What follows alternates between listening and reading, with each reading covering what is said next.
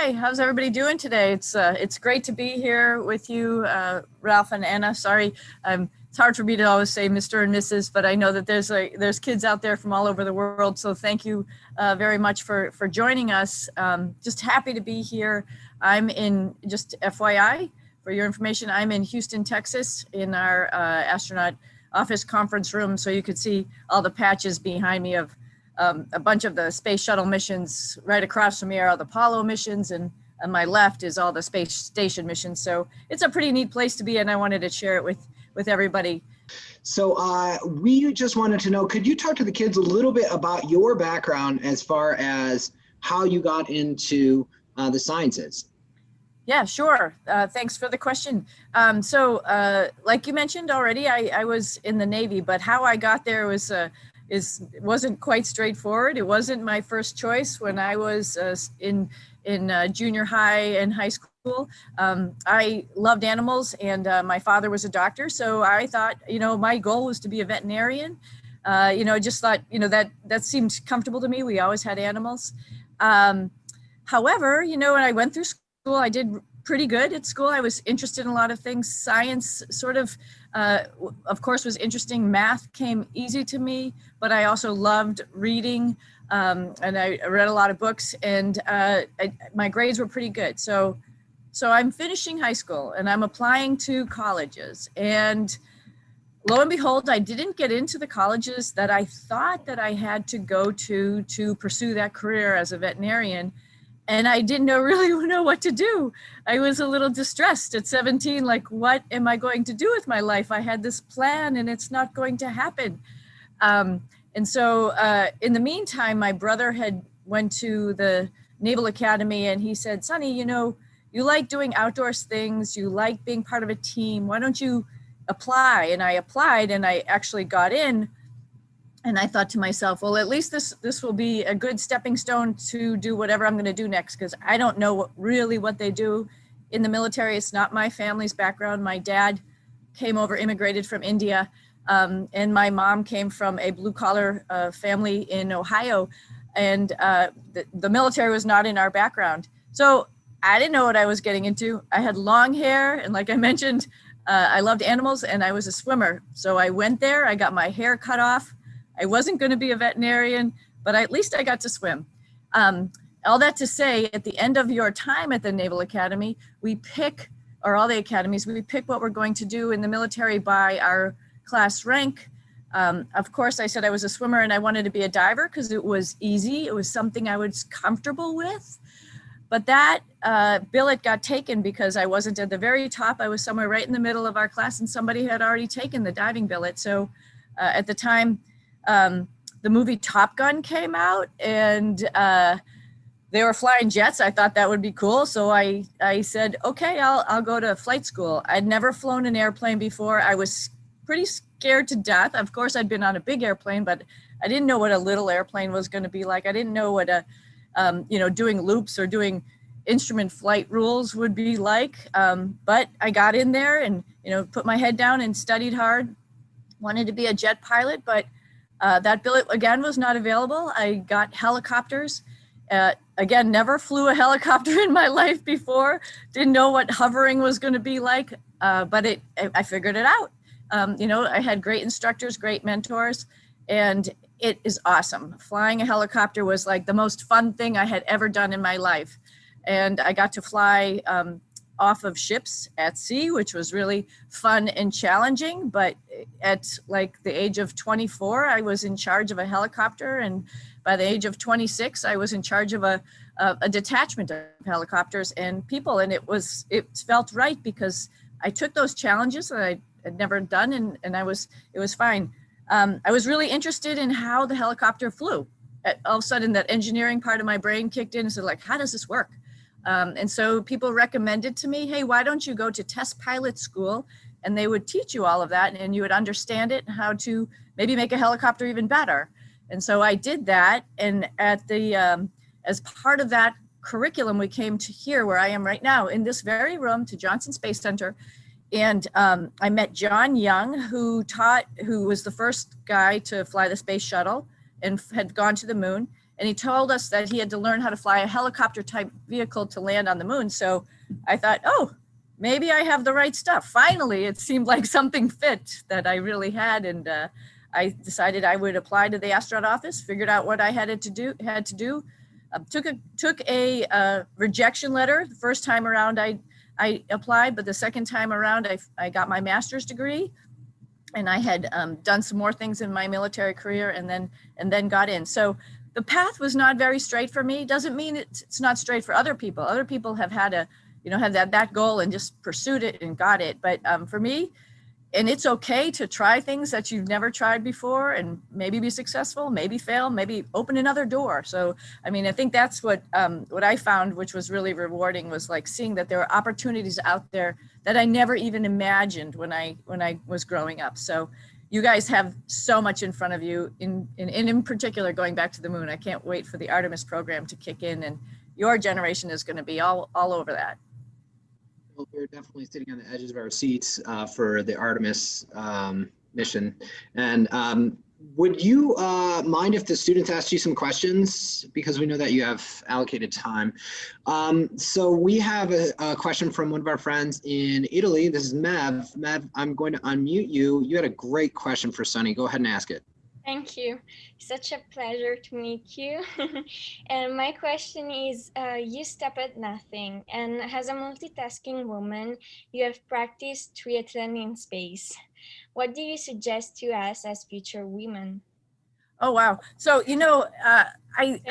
I'm so glad I had the first question. Thank you, Ralph, because I hope you know that things are not always going to be simple. They're going to be a little bit difficult, but you got to try stuff. That's what my biggest word of advice is: go out and try stuff, even if you're not sure if you'll like it or not like it. But you're at the age that this is the best opportunity. See if you like engineering, see if you like robotics, see if you like science, see if you like math, see if you like theater, and see if you like reporting, whatever the field. See if you like teaching. Whatever the field may be that you feel comfortable with, you'll do it well. That's my biggest advice. I didn't know that I would love flying helicopters. I loved it. And subsequently, I got all of my qualifications and had a good reputation in the helicopter community. But when I was 17, I had no idea that would be my true love. So for space flying, for example, I didn't know what spacewalking was going to be like. And how do you know until you actually come here and try it out? But the spacesuit just felt good on me, and doing spacewalks felt natural. But I didn't know that. I had to take that chance, take that little extra step, be uncomfortable for a little while until I learned all about what I needed to do. And that's part of that journey too, is really trying to understand this something that might be a little fearful. And then some of that fear sort of dissipates and it goes away because you understand it and you've made calculated decisions and choices based on that knowledge that you have, and then putting it into practical application. So, at this age, I'm a little older than you. At this age, I'm not afraid of too much stuff except for the dark sometimes at night when I'm in the house alone. But I'm not afraid of challenges, because I know I will try. I'll give it my best shot, and it will be as it is. And some things I'm good at, and some things, of course, I'm not good at. And I know that. And it's good to recognize that in yourself and really capitalize on the things that you find that you love, and then obviously you will be good at. We have a question from Chaudette in Paris. She wanted to know, how is being a woman in a professional activity traditionally supported by men? What was your experience? Oh, very good question. I've been doing this for a little while. Like I mentioned, even college was a little bit about 10 men to 1 woman when I was going through, and I sort of had to get used to it right from the get-go. But everybody has a role, everybody has a place, everybody brings something to the table. And the thing that you're doing at the time, whether or not for me it was being part of my company at the Naval Academy, trying to do a joint accomplishment there, or being part of a swim team you know, the team is trying to win over another team, or being part of a helicopter team. You know, you have a couple of pilots up there, and then you also have some crew members are in the back, or being part of a space shuttle crew, or being part of the space station crew, or being part of you and your partner on a spacewalk. You know, you have a place, you have a role in all of those things, and you know, you have to make yourself as best as you can to be that person that is fulfilling that role. An example, like going back to the things I just mentioned, I had to, you know, tell myself a couple times, you know, the helicopter doesn't know that I'm a girl or if I'm a boy, right? So the helicopter doesn't know, it just needs to be flown by somebody, and I'm that somebody today, so I'm going to fly it. You know, the space shuttle doesn't know if you're a girl or a boy. The space station doesn't know, the suit doesn't know. You know, you just get in there and you have to just do your job. And so, you know, making yourself, like in the first question, making sure you know all the things that you need to know, and part of that is maybe physically making yourself prepared for it, making sure you're in good shape, you're as strong as you can be, so you can take on those tasks and do those things that the guys are going to do. And you know, it's not always going to be comfortable. There's going to be some times where in these fields, there's going to be some times where the guys obviously get together, but you have to just have confidence and be comfortable with yourself that you're being part of that team and you're adding to that team. So yeah, it hasn't always been comfortable. I guarantee you, if you feel that way sometimes, you're not alone. But remember, you know, you bring a lot to the table, but you have to prepare yourself, and then you'll bring a lot to the table. It's great sound advice. We have a question from Sarah in Spain. Sarah, you had an awesome question. I'm unmuting you. Go ahead and ask your question. Hi, it's a pleasure to meet you. And my question is, what's the best thing of being an astronaut? Oh, it's fun.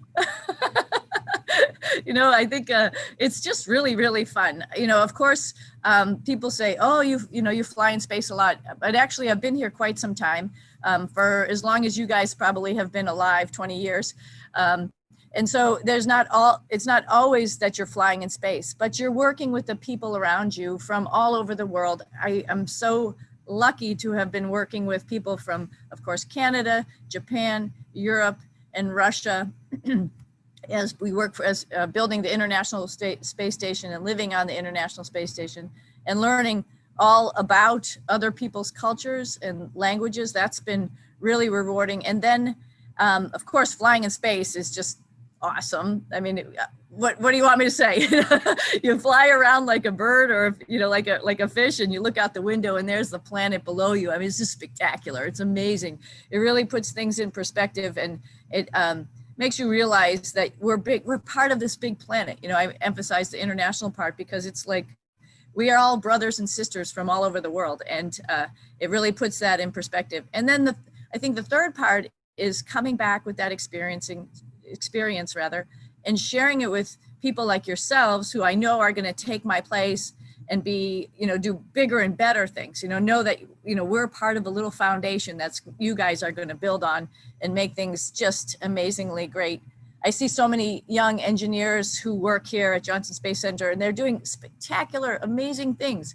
I mean, we are putting together this new program, Artemis, where, if you are following, we're landing on an asteroid and taking samples just the other day. I mean, this is what people are doing. This is cool. So when the normal job sort of gets you down, like the normal day when you're doing homework gets you down, sometimes you just got to pinch yourself and say, like, this is so cool. We're doing so many amazing things right now, and for you guys, you can be part of it. It's good. It's worldwide, and it's for kids to participate in. You know, we're doing experiments up there that college students, high school students have sent up because you're curious and you look at things from a different perspective, and we want to share all that with you. So it's a great job. So I hope you guys are thinking about it in the future. We're definitely going to be following everything you guys are up to with Artemis. I mean, it's absolutely astounding, and the future, near future, with the amazing stuff they're doing at NASA. everyone who's on here from all over the world, check it out.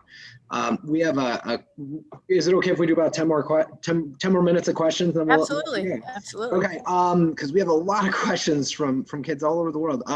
We have Ariana here in the United States. Ariana, I'm going to go ahead and unmute yourself. You had a great question. Go ahead. We should be able to hear you. What if you're not? You might need to be a little bit louder, friend. What if you're not good at one subject? Oh, great question. What if you're not good at one subject? That's okay. I'll tell you, I'll be totally honest with you. You've got a couple teachers online who could probably vouch for the same thing. Nobody is good at everything. I guarantee you. I mean, it's rare. It's very rare. Maybe somebody is, one or two people, whatever, but not the majority of us are not good at everything. It's the place where that you have to maybe concentrate a little harder or work a little harder. I, for example, was a little swallowed up in college with a lot of engineering classes at once. And I will remember a class of dynamics, which is a little engineering class where things start to move and you need to use equations to figure out how those things are moving and balance the forces. And I just couldn't get it. I had such a hard time with this class. At one point in time at the Naval Academy, I'll be honest with you guys, I think I had like 5 A's and 1 F. So I had to redo that class, and that was okay though. I had to understand that, like, this is something that's really difficult for me. So I really got to buckle down here and try to understand it. And then, sometimes things maybe in the overall, you may just not get it, and that's okay. I think in my field today, what I value really is the people around me. Somebody else probably gets it. And so I could find that person, knowing people around you, knowing what they're good at and what their strong points are, and knowing what other people's weak points are. You can build a team by working those people together. And I know that, for example, the guy I'm going to fly with in the future, Josh, he's really good at details. I will rely on Josh for all the details. I'm flying with Jeanette Epps, Dr. Epps. She's great at physics and she's great with people. I will rely on her for those things, because both of those things I just mentioned are not my forte. But I know how to fly the spacecraft. So you build the team by knowing what your strong points are and what your weak points are, but you have to try to understand yourself, what your strong points and weak points are. Some sound advice. We have a couple of final questions. Here's Martina in Italy. Martina, you had an awesome question. You're unmuted. Go ahead and ask. At first, thank you so much. I wanted to ask you if there are a lot of gender inequalities in your field as an astronaut. Yeah, it's an interesting question. I've seen it internationally. I'll say that it's a funny question, because around the world, women's acceptability in these types of STEM fields is not the same. It's strange and surprising, I think, but around the world we see different levels of it. And I think, honestly, yeah, sure, it's out there. But, like I mentioned in the other question, you just got to put your head down and work through that. I've seen other cultures who are a little surprised to see that there are so many women in the U.S. astronaut program, particularly, Peggy Whitson and myself, who have been commanders for the International Space Station. They're a little bit surprised by that, but I'm not going to let that bother me. I'm not going to let that change the way I am. I have confidence in the experience I have, and I press ahead and I'm professional with these people who are a little bit surprised by it. So on a managerial or leadership level, I think that's how you handle it. On a technical, personal level, sort of like I mentioned already, you just need to make sure you know everything about the subject or the thing that you're going to do, be it a spacewalk, be it fly a helicopter, be it a news reporter or a teacher. You be the best that you can be, and then what is anybody going to say about it? It doesn't matter. You're living your life, and you're doing your dream, and don't let anyone stop you. So we have One of the last questions is from Kamalpreet in Italy. Kamalpreet, I'm unmuting you. You should be able to ask your question. You had a really nice question. Hi, I'm very happy to have this chance to talk with you. My question is, once you became an astronaut, how does your life change? Oh, wow. Yeah, that's a super good question. Wow. You know, you think it's not going to change, right? But of course it does change. You know, my husband has been very supportive because he realizes and he recognizes that, you know, I sort of have a little bit bigger job and duty rather than just going to work and coming back home and that's it. For example, I'm here with you on a Saturday, which I absolutely love, and I'm so honored to actually have been asked to do this. So thank you so much. Don't get me wrong, but you know, it's not a normal job, right? Your normal job, maybe you would have the whole weekend off. And I think what I have recognized through this job is that we all actually have a responsibility to the rest of humanity. But some jobs emphasize it a little bit more, like this one. We all have a responsibility to be a good, nice person who's helping other people. This job sort of puts it in your face a little bit because, you know, part of the thing that our charter at NASA is to inspire the next generation and really help the next generation come up and be the explorers, because we're not done exploring. We have a lot more to invent. We have a lot more to explore. And we're foolish if we think as a species that we've done everything. We need to keep pressing on. So we need to do that for the next generation. So that's not necessarily only an astronaut thing. However, as an astronaut, I feel like it's been emphasized just because we've been put on the top of that little, you know, that pedestal there as sort of like a little bit of a beacon, or the guy in the blue flight suit, you know, but there's, for example, just at NASA, thousands of people who are working to get us to space, you know, all over the world. Every space agency to put humans in space, it's huge. And we are representing all of those people and all that hard work that they do. Like I might get to the International Space Station, for example, and have a timeline that's filled with, you know, do robotics, use the robotic arm to grab a vehicle, get ready for a spacewalk. And then there's this half an hour of an experiment. And that experiment might be the 10 years of some scientist's life that they put together to get that thing in space. We need to recognize that is part of a bigger thing, and really take that experiment, be very, very careful with it. So I guess that just as an example of what I'm saying is, like, we all have a responsibility as humans to treat each other nicely, with respect, listen to each other, and trade off those ideas. And that's going to keep us exploring and inventing, you know, the thing that's in our human heart. So I'll let our final question, Andrea, one of our students in Mexico, has an awesome question. I actually wanted to ask this question, but I'll let Andrea ask it. Andrea, I'm unmuting you. You had an awesome question. Can you ask it to Sunny for our final question?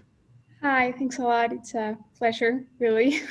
I admire you a lot. So what would your advice be when you have a dream so big that it seems like it is too big for you to make it happen?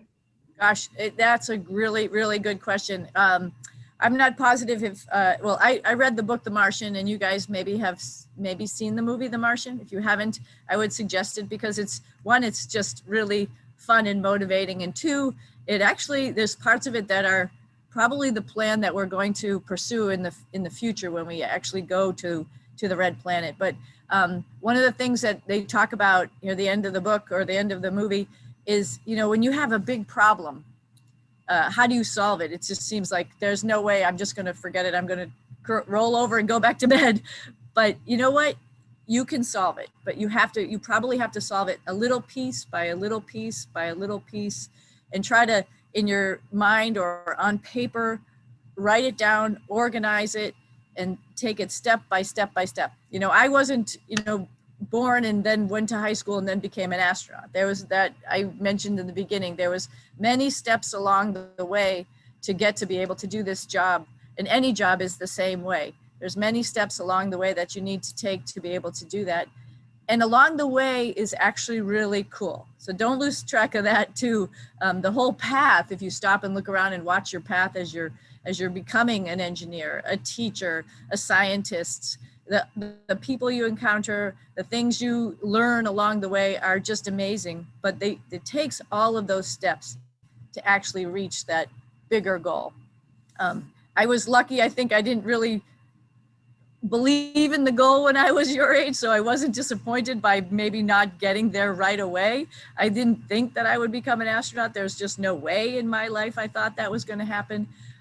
But I took all those little baby steps. As I saw another door open, as, oh, I try this, oh, I'll try that.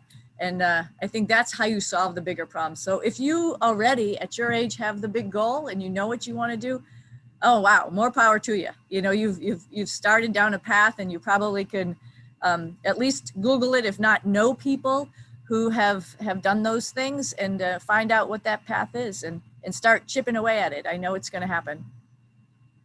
Thank you so much, Sunny, from all of us here in Nevada and Florida and Mexico and Spain and Italy and France and all over the world. Thank you.